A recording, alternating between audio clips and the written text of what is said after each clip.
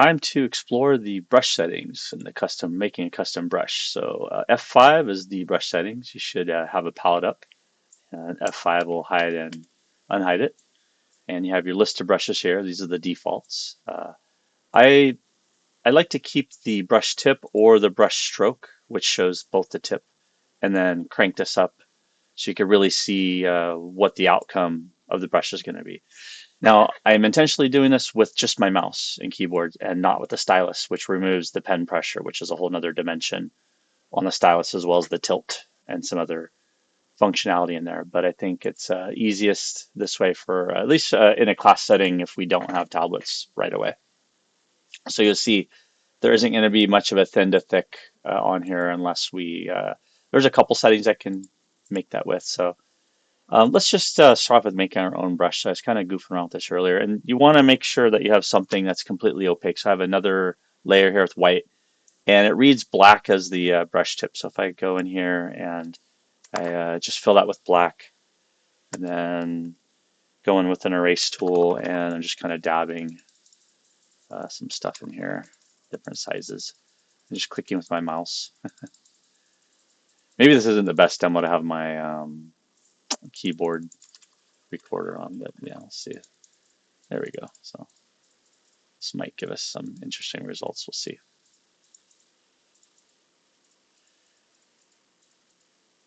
Don't know. And back in with the brush. And for this one, I had just been looking at the general brush or the dry media. Here's the dry media brush. This has an interesting, so that's the alpha, right? See this screen, which the caps will hide and unhide. So if the alpha stencil, that is the stamp, that is the tip of your brush, ever becomes visually cumbersome, like it gets in your way for what you're painting on, just hit the caps lock and that'll hide and unhide your brush tip. So there we go. So this might make something interesting. Yeah. Okay, and then go back to erase. Maybe you can throw the opacity down with the number keys. So if I have it opacity at 100%, if I hit 4 on the keyboard, it's going to automatically go to something like 40%, right? And then if I hit 0, it goes back to 100. If I hit 2, it goes back to 20, and so on and so forth. So I'm just trying to get it somewhat of an even. And then go back to my brush, and same thing, I'm at 100%, hit 4 on the keyboard, that'll give me a little 40. So I don't know what this is going to do. I'm looking for a grunge brush to like dirty some stuff up. I can also hit Alt on the keyboard if I want to sample.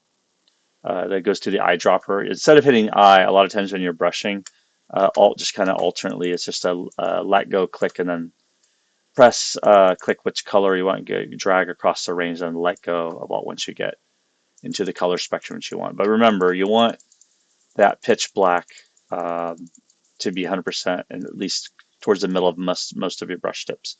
Okay, I'm going to go to the marquee tool and hold down shift so that's evenly distributed. And as I drag across like we did in the earlier marquee lessons, I can hit spacebar and move that interactively as I go across here. There we go. It should be good. So it has fully black and fully white around the edges, as is my background here. So I'll go File or Edit, Define Brush Preset, and we'll just call this grungy brush. And I like to do numbers 01, space 01, something like that. There we go. So there's my little grungy brush. Okay, Control D to deselect, and now I can zoom back a little bit. And you'll see it's self opacity 40, but if I go to 0, you'll see now it's making that stamp over and over again. If I hit Control A, select on delete, the delete key, now I can go in here and I can actually play with this brush. And you see it's got a little stepping going on there. So for altering this little brush, now you can grab your brush, you can move it wherever you want inside your brush presets. But let's look at the brush settings. So the default in the spacing is 10%. So there's a 10% space between each stamp in here. So if I zoom in here, you can see the little space in between there. Now if I hit B again and I drop this down to 0, you see it's going to be pretty fluid. And so now if I go in here and make my bracket keys small enough, there we go. See, it's like a smear effect. See the difference between having the dots steps stamped on there and having like straight streaks going across there. So it's up to you. When you do the spacing all the way down to 1% though, it's hitting that stamp on the canvas every time you pull the stroke around. It's actually creates quite a bit of RAM distress on your computer. It can, especially if your brush is really huge. This particular brush we have in here, see the brush settings is a 1000 pixel brush. It's pretty big. You see over here the tips are only 60 pixels, 50 pixels. So just be aware. I started big on there on purpose, just so we could kind of see um, for learning purposes. So let's go to the typical brush tip shape technique. So if you wanted to flip it sideways or back and forth, you can flip it here. For this one, doesn't really matter. It'll matter more when we do some other brushes like buildings and things like that. Maybe for clouds, you can flip it on X and Y here, back and forth, and you can also change the diagonal. And a lot of times I'll scrunch it down like this as well. If I want like a pen stroke, something like that. A little more useful for, and drop this all the way down 0. So it's a little more useful if I had my drawing pen. There we go. So I could go like that. And I could do a little chisel line. And what that lets me do is I can hit R on the keyboard. I can turn this and go so I always have straight line. But then I can also pivot down at a 90-degree angle. So hit escape on that, Control A, delete, Control D to deselect. So Control A selects, so I see the marching ants all the way around my canvas. So that's just my way of grabbing everything, hitting the delete key, and then Control D to deselect. So that way I can play around here on this empty layer here. We'll call this brush settings. Okay, so the other brush settings on here you want to play around with. Go back to the brush tip shape. So let's go ahead and unsquish that and fit straight. If you hold shift, of course, it'll snap in even increments. And you can also play with the default size here. Shape dynamics, the size jitter is one of the first ones. So as I stroke across here, I can space this out a little bit like that. Now, as I do a brush stroke, if I hold shift down, it's going to draw a straight line. If I keep shift held and I click, it's going to do shift click. It's going to draw that straight line in between each button press on the keyboard. Really important to figure that out on any of your digital applications. So straight and then across, across. Okay, Control A, delete, Control D, deselect. Shape dynamics, size jitter, if we want that to alternate in terms of size, we'll go in here to Control. I'm sorry, we'll crank this up here. We'll just leave it off like that. So it'll be all the way to about 65% of the time. It's going to alternate between bigger and larger strokes, with the average being whatever brush stroke size you're starting with. You can also play with the minimum diameter. So right here. So if you want to keep it at least a certain size here, sometimes you crank this way up, you'll get little tiny one results here, and that might not be what you want. So sometimes cranking this up a little bit to say 10, 15% can help. Angle jitter also helps a lot too. So if you want to have it spin around at different angles, you can crank this all the way up, and that's going to really, you can see the pieces spinning around. That helps a lot with making sure that it doesn't look like the same tips being used, even though it is the same tip. Because now I have some randomness. I have a randomness in size, and I also have a randomness in the actual shape because it's spinning it around 90-degree increments. So now I have a pretty nice little grunge brush here that I can play around with. Very fun. All right, go back to brush tip. The roundness jitter helps as well. So it's like a flat ellipse, right? Based on the brush tip shape here. This is the ellipse of the tip of the brush. So down here, you can actually play with that. And so we can crank up the roundness jitter. I'll crank it up all the way. You can really see, there you go. Some of the ellipses are off in space and some of the other ones are flatter. So now it's going to be really playing around with that disc going off into space, being crushed in at different degree angles, and that may or may not be what you want. And you can again have a minimum roundness here. You can flip the jitter back and forth. Now each of these has the controls off. I'm going to get into the brush settings because right now I'm just using my mouse and keyboard. You could do fade, so that's going to fade in and out. So let's go ahead and turn these back down for a moment so you can see roundness jitter. So the size jitter is going to start off stronger. Let me turn this to minimum right here. Smaller. So see, it goes bigger and it gets smaller as it goes. So that's the fade control. So um, even if I didn't have my stylus and I'm just using my mouse, I can still get a thin to thick stroke, so to speak, with this. I'll just go to back to my tip shape. I'll lower my scattering back down, and you can see this is what it's looking like. And you can make that more or less gradual as well based on the fade here. So I can bring that up and down. There we go. So you can get some interesting effects with this, right?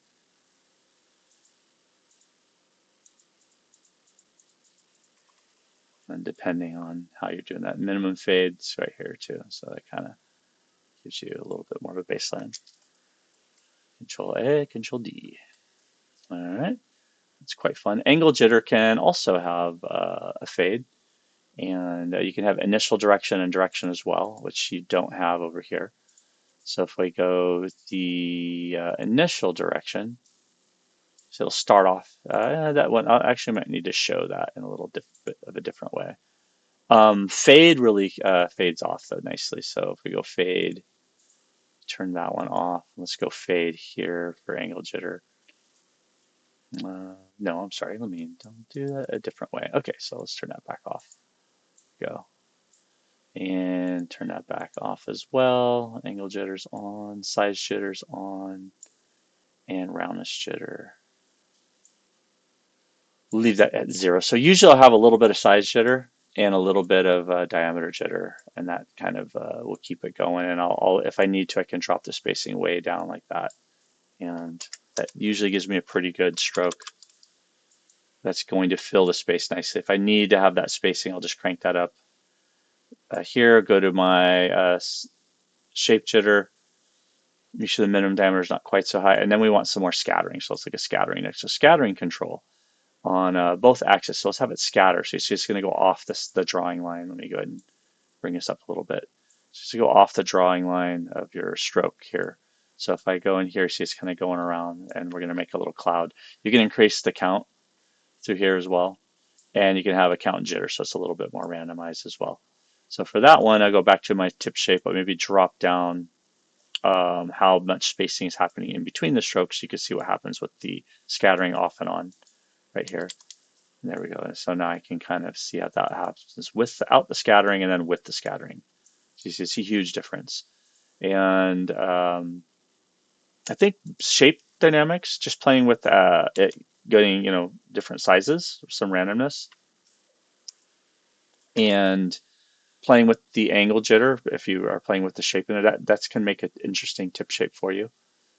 And scattering as well. I think these controls here are plenty enough. I'll go on both axes as well, just to really randomize it, and you can make it scatter out even more if you want, so you really get some fun effects like that.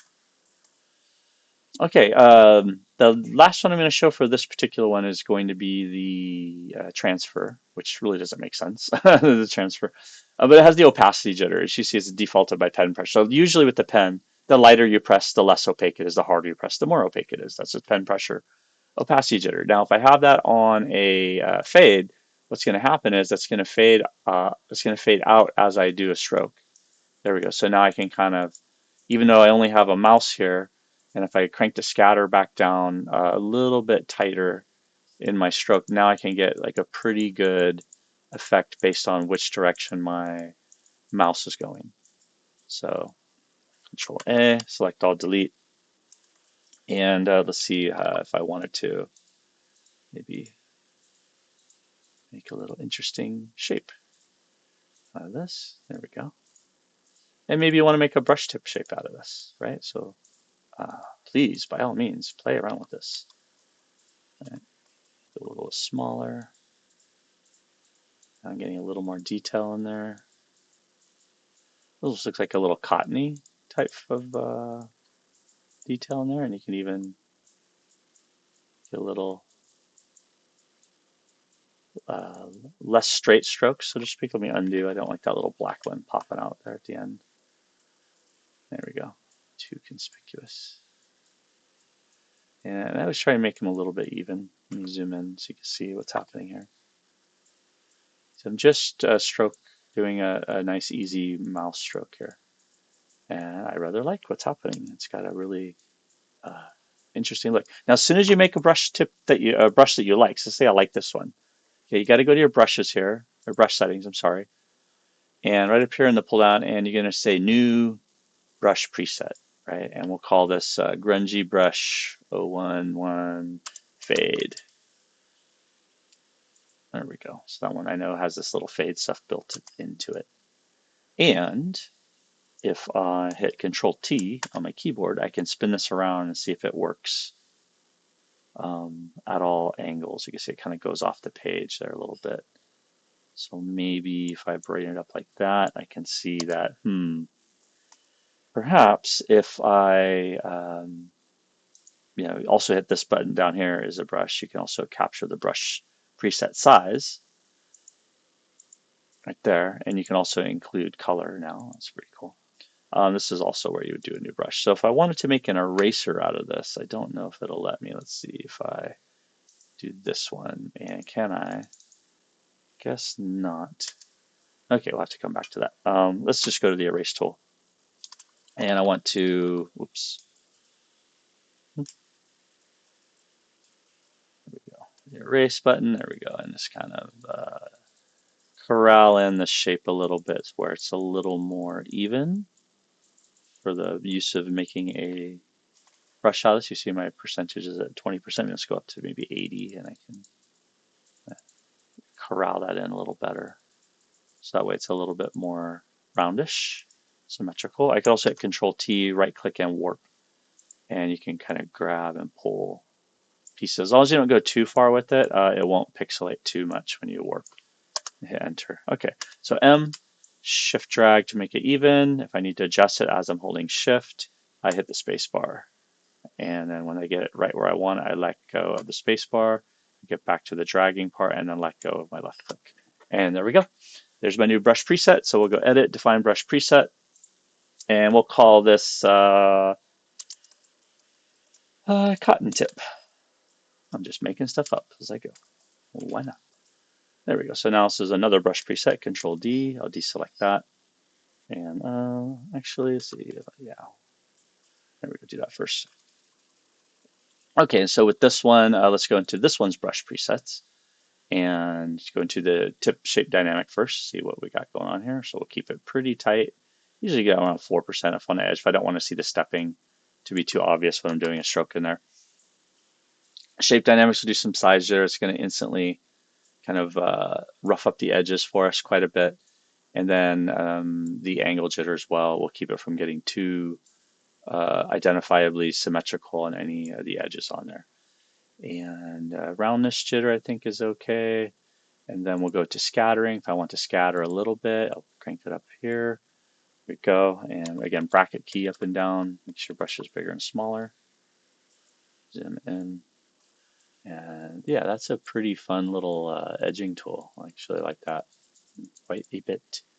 And you can increase the count if you want. If it's not doing enough for you. This is going to be really fun when I grab my stylus. And we'll go back to transfer, same thing again. If I want to have an opacity jitter on fade, it's on by default now. You can see, let me turn that, see if I turn that up or down. Here's the fade. I forget what this number represents. Fade is on, is a minimum. I'll keep something there. I don't know. That's the percent. Let's try from 25. Let's try 50 and see. Okay, yeah, that does do the length. Okay, so let's crank that up to like 150. All right, now we're talking. Okay, so let's do 250. Okay, that's more what I was looking for. So now you have a fade on the transfer. So now I can actually get a bit more of a stroke from there. And you can see how the steps are doing in there in between the stamps of the end of the brush tip. Let's go back into the brush tip shape. Let's crank it way down to 1%. And you can see there's a little bit less, but it's still noticeable. So we'll go into scattering, maybe increase the scatter count a little bit, maybe scatter it out even a little bit more. There we go. And it's kind of looking more like an exhaust. It's pretty cool. I like it. And on the transfer, let's go back to Shift Dynamic Size Jitter, and we can also set that on fade. So now it's going thin to thick. Same thing in here. So let's go like 350 with it. And I'll go Control A, I'll delete, zoom back out, Control D, deselect, zoom in, go to my brush. And now if I hold down Shift, you see I could do a nice straight. I have to let go of Shift each time to re-click. There we go. And you'll see I'm going to get a different result each time as I do this. And I'm going to make some fun little soft, grassy, mossy fungus brushes out of this. And it's going to be a lot of fun. Oh, if I like this, click on there and we'll go cotton tip. And maybe fungal cotton tip. There we go. Hit OK. And as I'm making these, I go into my brushes, and I made all these new brushes here today. Click on the first one, hold down Shift, go to the bottom. That'll click all of them together. And you go to the top here and make a new group. So new brush group. I'll call this my W World of Mush brushes, and maybe a date 2025. I've been doing these over 20 years now, so I have a ton of different brush tip shapes that I might drop in there and be using. So that is now in its own little folder.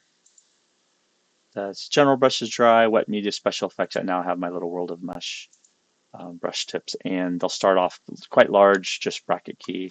It's nice to have some bigger brushes. You know, it's a 900 pixel, 1000 pixel. I'm not sure why that says E bracket bracket. I thought I named it something different. I guess I didn't. Okay.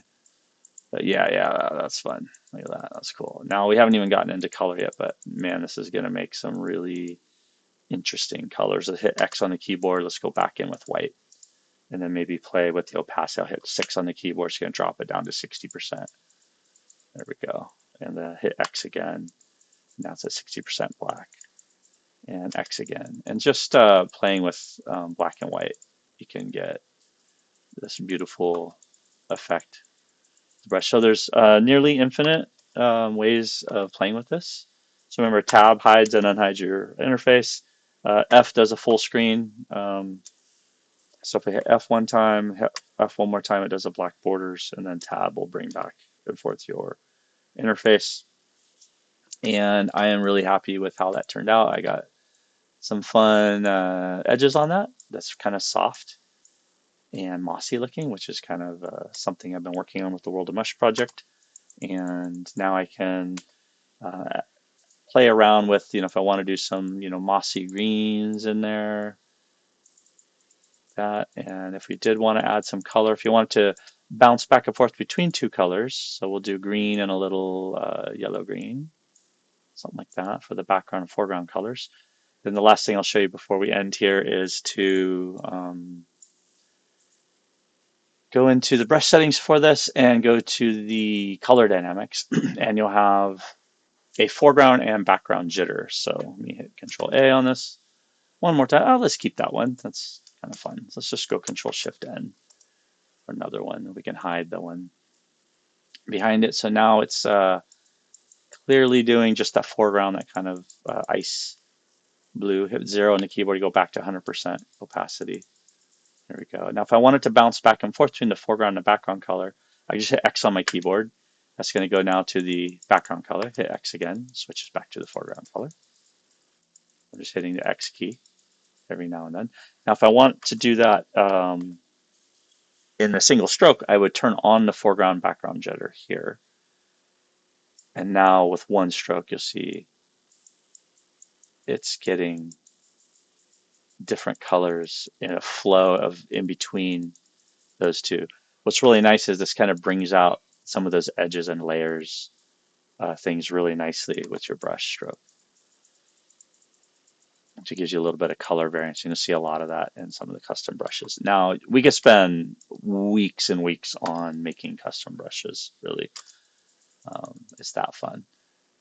You can also have it fade off with the foreground background jitter as well. So if I demonstrate, whoops, that's what I did on there. Okay, didn't mean to do that.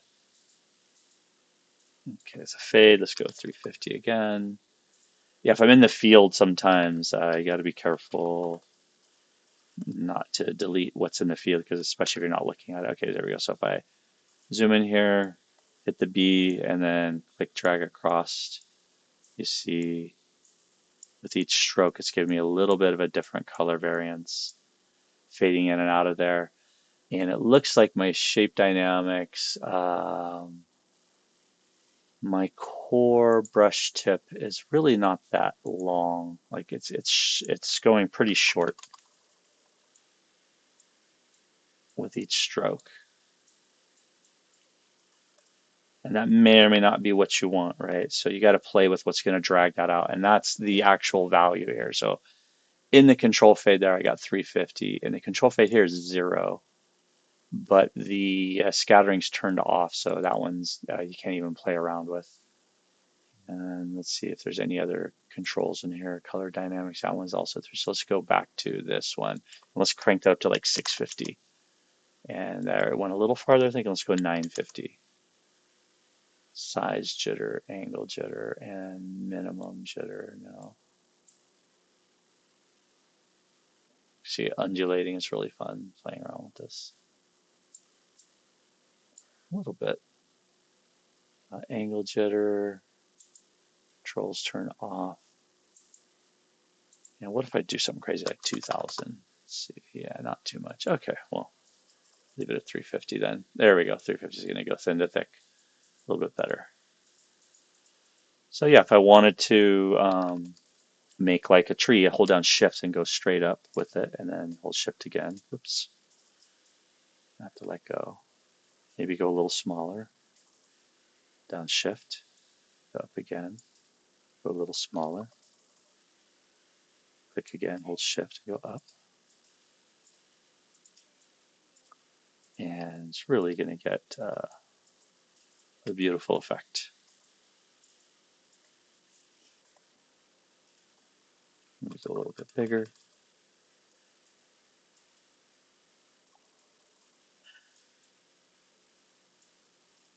And a little smaller. Oops. Yeah, and you got to let go of that shift key as you do this, right?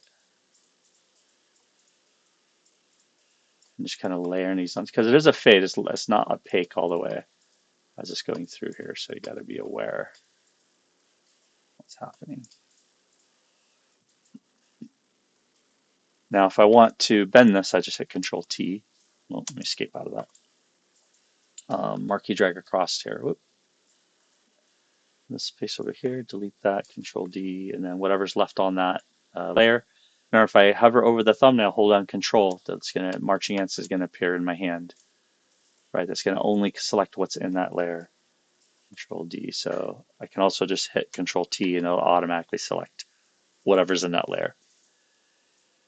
Right click, go to warp, and I can, if I want to, give this a little bit of movement and motion, depending on what you're making. You can really kind of smear and smudge and move, especially if things are looking too mechanical for you and you're not happy with that. Control J, replicate the layer, move brush, move tool, right? Control T. Oops. What just happened?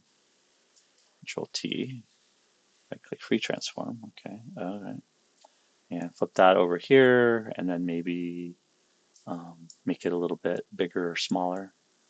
That's usually enough to sell it. Of course, if you have something that's really distinct like that piece up there, you will have to go back in and maybe erase away some details or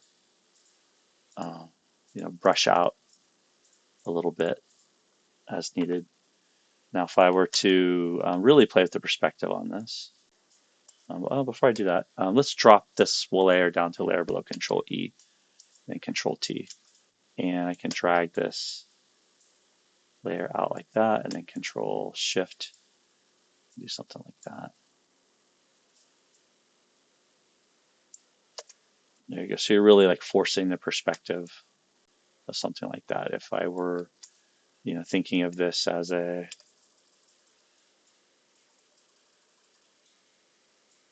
giant forested shot or some sort, right? And I haven't even begun. I could go in after the fact and maybe go to a layer behind it, Control Shift N, and bring in some other, whoops, bring some other pieces behind it. There we go. And let's try that out. Let's go do some browns, do this one, and then for the foreground and the background, let's do some like really darker pieces like that. And I'm going to turn off in the brush in a minute. I'm going to turn off the shape dynamic, or I'm sorry, the transfer, so that way it doesn't die off quite so much. Oh, there it is. Oh, okay. The transfer was not set high enough, so that was at 250. So if the transfer is set to 550, there you go. Then it's going to go as far as the shape dynamic fade was going to go over here. So that's actually good to know. A little bit bigger minimum. So let's go 550 on that. There we go. Okay, so now if I come in here and turn off the transfer, make my brush a bit smaller, I can come in here and let's go to layer above it, Control Shift N, we'll say trunk. And now I can get a trunk going. Let me make that a little bit smaller.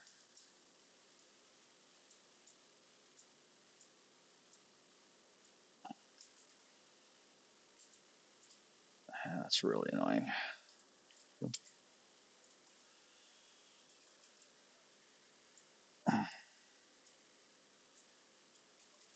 I'm almost thinking of like I do almost all surrealism, so replicating reality is fine. Photorealism is cool, but I'd rather play around with some surrealism and some fantastical stuff. That's the geek in me. There we go. So just an example how you can take the same brush and give it some different characteristics. So any of these brushes that you like, if you're making these alterations to them, so you got to see what I have here. If I turn transfer back on, if I like that brush compared to this brush here, it's quite different. You can also, I think you can replace the brush. You can clear the controls if you go new brush preset.